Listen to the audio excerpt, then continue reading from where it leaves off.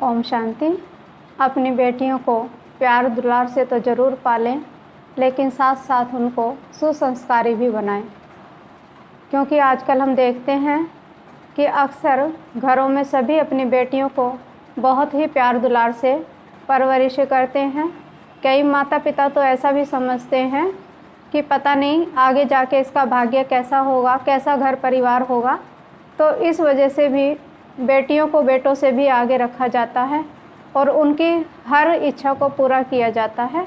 तो ये तो बहुत ही अच्छी बात है कि अपनी बेटियों को प्यार दुलार दें और उनकी परवरिश अच्छे से अच्छी करें और उनको सभी कार्यों में उन्नति की तरफ अग्रसर करें और उनके श्रेष्ठ कार्यों में, उनके अच्छे कार्यों में सदा ही उनके सहयोगी और स्नेही बनकर रहें। लेकिन आज साथ साथ ज़रूरत है कि इसके साथ साथ उनको कुछ सुसंस्कार भी दिए जाएं। कहीं ऐसा ना हो कि आपके लाड प्यार में आपकी लाडली बहुत ही नकचड़ी और अहंकारी बन जाए, क्योंकि अगर ऐसा हो जाता है तो आगे जाकर उसको कई परेशानियों का सामना करना पड़ सकता है। तो उसके लिए एक छोटी सी कहानी के माध्यम से हम आपको बताना चाहेंगे कि एक बार एक सेठ जी थे और सेठ जी के एक ही बेटी थी और वो बेटी को बहुत ही ज़्यादा प्यार करते थे और बेटी के मुख से जैसे ही कोई भी बात निकलती थी तो वो एकदम ही उसकी बात को पूरा कर देते थे। तो ऐसे अपनी बेटी का वो बहुत ही लाड़ प्यार से उन्होंने पालन पोषण किया और उसकी हर बात को मानते थे, उसकी हर बात को सराहना करते थे और चाहे वो कभी कुछ गलत भी करती थी या बोलती थी तो उसको कभी भी डांटते नहीं थे और ना ही कभी उसको अच्छी राय देने की कोशिश करते थे। तो ऐसे वो बच्ची बड़ी होती जाती है और उसका जीवन बहुत ही अच्छे से गुजरता जाता है। और जब बच्ची बड़ी हो जाती है तो एक दिन सेठ जी उसके लिए एक अच्छा परिवार ढूंढते हैं, घर परिवार ढूंढते हैं और उस घर परिवार में उसकी शादी कर देते हैं। अभी लड़की शादी होकर जिस परिवार में चली जाती है, वहाँ जाकर उसको वहाँ का व्यवहार, जैसे कि सवेरे जल्दी उठना या फिर समय से हर कार्य को कर लेना, तो उसको बहुत ही परेशानियाँ महसूस होने लगती हैं, क्योंकि उसको तो हर बात को अपने ही तरीके से करने की आदत थी।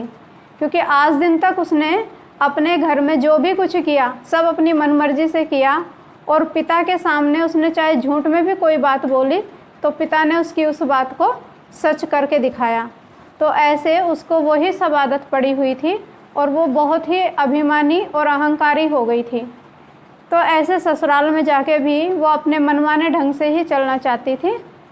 इसलिए अगर ससुराल में जाके उसकी सासू माँ उसको सवेरे जल्दी उठने के लिए बोलती तो उसको बहुत ही बुरा लगता और वो 2-4 बुरी भली बातें उनके बारे में बोल देती थी। तो ऐसे ही अगर ससुर भी उसको कुछ कहते तो वो उनको भी उल्टा जवाब देती।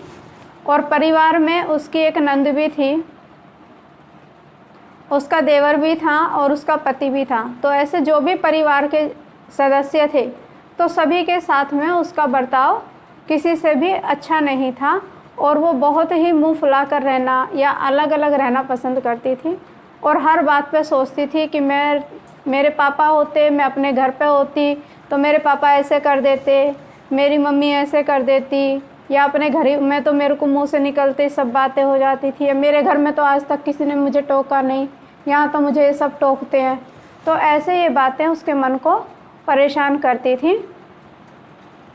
तो एक दिन उसके पिता का, लड़की के पिता का फ़ोन उसके पास आता है सेठ जी का और वो अपनी बेटी से हाल चाल पूछते हैं, और सुनाओ बेटी, तुम अपने परिवार में खुश तो हो? वहाँ के लोग, वहाँ का रहन सहन, वहाँ का बर्ताव सब कुछ अच्छे से है ना? तो वो बेटी बोलती है कि पिताजी क्या अच्छा है, यहाँ तो कुछ भी अच्छा नहीं है, तुमने तो मुझे जीते जी नर्क में डाल दिया। यहाँ के लोग तो बिल्कुल ही जंगली हैं और मैं तो ऐसे लोगों के बीच में बिल्कुल भी रह नहीं सकती हूँ।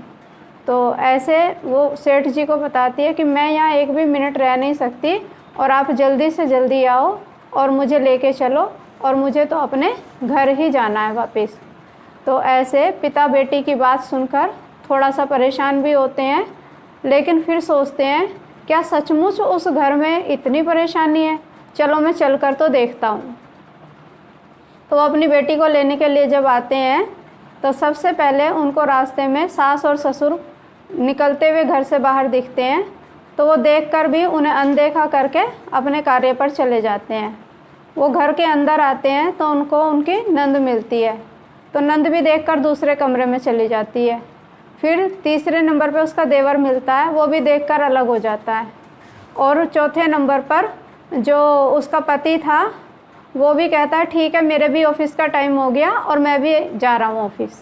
तो ऐसे करके सारे के सारे जो परिवार के सदस्य थे सब वो अपने अपने कार्य पर सारे चले जाते हैं।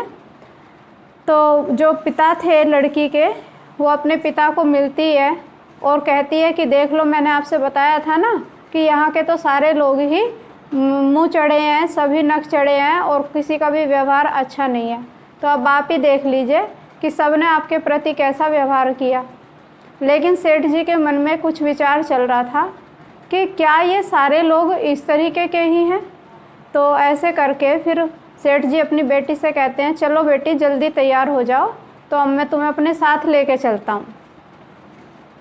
तो ऐसे लड़की तैयार होने लगती है, लेकिन मैं एक काम करता हूँ, पहले तुम्हारी सासू माँ से पूछ लेता हूँ ले जाने से पहले। तो लड़की का जवाब जो होता है, लड़की कहती है कि वो सासू माँ, वो चुड़ैल, उससे पूछने की क्या ज़रूरत है, वो तो मुझे हर बात पे टोका टाकी करती रहती है, उससे पूछने की कोई भी ज़रूरत नहीं है। कहता है चलो कोई बात नहीं, तो तुम्हारे पति से तो पूछ लूँ। कह लगी उस राक्षस से पूछने की कोई ज़रूरत नहीं, उसे बोलने की भी अकल नहीं है। तो ऐसे करके वो लड़की बोल देती है। तो उसके पिता उस लड़की को वहाँ से लेकर अपने घर चले जाते हैं। तो जब थोड़ा टाइम बीत जाता है तो एक दिन लड़की सोचती है कि ऐसे मैं यहाँ कब तक रहूँगी, या दूसरे लोग होते हैं वो अपने घरों में इतना खुश रहते हैं, या ससुराल में जाके लड़कियाँ बहुत राज करने लगती हैं, घर की सारी चाबी उनके हाथ में आ जाती है, तो मेरे हाथ में क्यों नहीं आई, कैसे आएगी। तो ऐसे सोच के वो अपने मन में बहुत उदास हो जाती है। तो जो सेठ जी थे वो अपनी बेटी को ऐसे उदास देखते हैं और पूछते हैं कारण कि बेटी क्या हुआ, तुम क्या सोच रही हो और इतनी उदास क्यों हो। तो पूछते हैं कि तुम इतनी क्यों उदास हो। तो बेटी कहती है कोई कारण नहीं है। तो पिता समझ जाते हैं कि तुम अपने ससुराल के बारे में सोच रही हो ना, क्योंकि उसके ससुराल से एक भी फ़ोन नहीं आता है, ना उसकी कोई खैर खबर लेते हैं। तो सेठ जी सोचते हैं कि इतने दिन हो गए लड़की को आए हुए और कोई खैर खबर ही नहीं ले रहा, आखिर ऐसी क्या बात है। तो समझते हैं कहीं मेरी बेटी में ही तो कमी नहीं। तो ऐसे करके फिर जो सेठ जी होते हैं वो कहते हैं देख बेटी, अगर तुझे उस परिवार में खुश रहना है तो तुझे उन लोगों को स्वीकार करना पड़ेगा, है ना, और तभी उस घर की चाबी तेरे हाथ में आ सकती है। तो देखो, चाहे वो लोग कैसे भी हों, लेकिन थोड़े दिन के लिए तुम मेरा कहना मान, जो मैं कहूँ तुझे ऐसा करना पड़ेगा।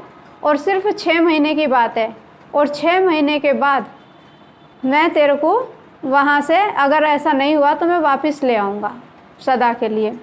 तो ऐसे करके सेठ जी लड़की को उसके ससुराल वापस भेजने के लिए बेटी को ससुराल भेजने की तैयारी करा देते हैं। और जो भाई था वो छोड़ने के लिए ससुराल जाता है। और जब वो वहाँ जाता है तो उसकी सासू माँ वहाँ मिलती है।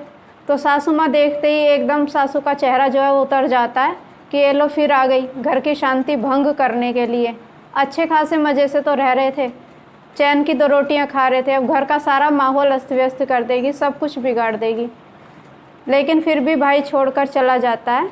लेकिन अभी क्या था कि पिता ने जो बेटी को पाठ पढ़ाया था, अभी बेटी थोड़ा उन बातों पर ध्यान रखती है, क्योंकि उसके पिता ने कहकर भेजा था कि बेटी अब से तुम जब 6 महीने तक वहाँ जाकर रोज़ सवेरे जल्दी उठना, और सवेरे जल्दी उठ के घर के काम काज करना, अपनी सासू की माँ समझ के सेवा करना, ससुर को कभी पलट के जवाब नहीं देना, और जो नंद है उसको अपनी बहन समझना, देवर को अपना छोटा भाई समझना, और पति को अपना परमेश्वर समझना। तो ऐसे समझ के उनकी तुम सेवा करना।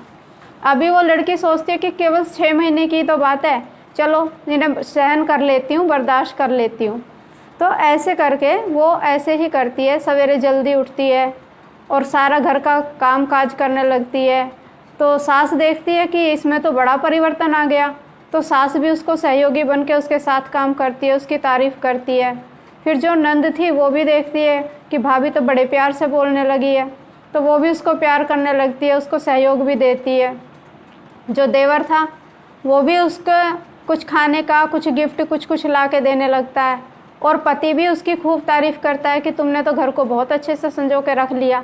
तो ऐसे करके उस लड़की का जो जीवन था वो बहुत ही चेंज हो जाता है और परिवार का जो माहौल था वो बहुत ही अच्छा बन जाता है, स्नेह का बन जाता है, प्यार का बन जाता है, एक दूसरे के सहयोग का। तो घर में सुख शांति का वातावरण बन जाता है।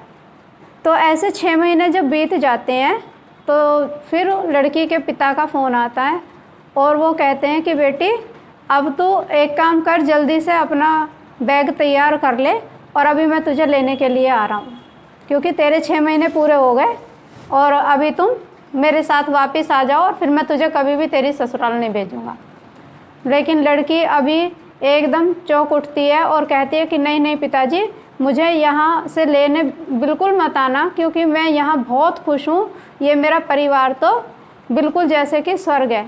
तो पिता पूछते हैं क्यों, अभी क्या हुआ? कहने लगे वो तेरी चुड़ैल सास, उसका क्या हाल चाल है? कहने लगे वो चुड़ैल नहीं है, वो तो मेरी माँ से भी ज़्यादा मुझे प्यार करती है और कभी भी मुझे सोती को भी नहीं जगाती है। और वो तेरी जो ननंद है वो चुगलखोर, उस चुगलखोर का क्या हुआ?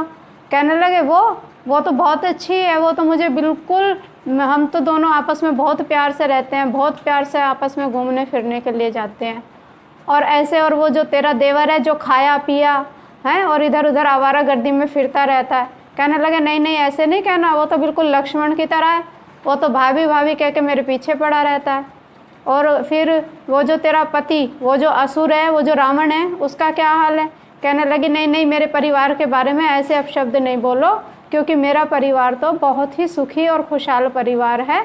तो देखो मेरे को आपके यहाँ पे नहीं आना है, मैं यहीं खुश हूँ, क्योंकि मेरा जीवन तो यहाँ ही पूरा होना है। तो देखो अगर ये थोड़े से संस्कार उस लड़की को पहले से ही मिले होते, ऐसी समझानी पहले से ही मिला होती, तो घर में ऐसा माहौल ही नहीं बनता। और जो बेटी थी उसके परिवारजनों से जो ससुराल में आने पर मुख मोड़ना या अच्छा व्यवहार ना करना, तो ये सब परिस्थितियों का सामना भी नहीं करना पड़ता।